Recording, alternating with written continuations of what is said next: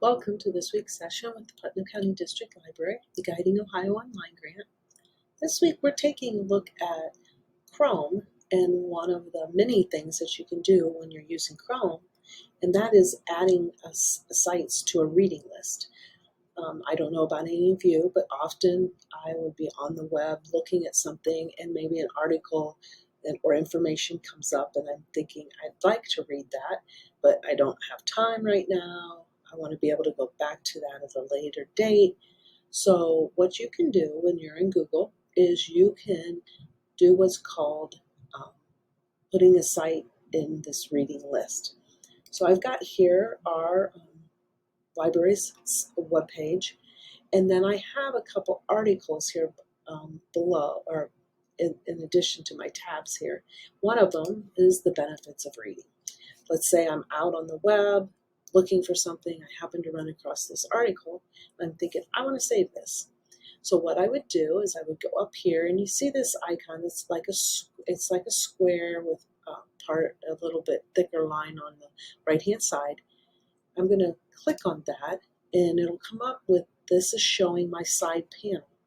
So under here, I can just simply go add current tab. And now that article is there for me to be able to access at a later date. I'm going to show you another way that you can go about doing this. Is I have this an additional article here of time management. Say again, I would like to save this. Now before I had went up here, opened up my window for my reading list. But I'm going to close this back up. And instead of going over here this time, I'm simply going to right click here on time management. And notice when I right click on time management, doing the same thing, just another option, another way to go about it is I can go to add tab to reading list. Now I have added that.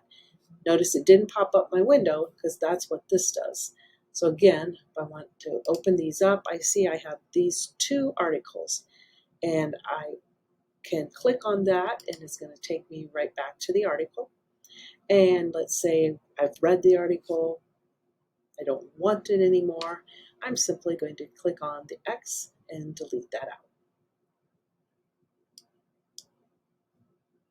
Same thing, I could click here and go to the article again. Notice I could also just do the check mark here, which now see what has happened. It appears like I kept it because I wanted to keep the article maybe, but I wanted to make note to myself that I had read it. I simply clicked here up at the top, and now it says, okay, yep, read the article. These are the pages I've read.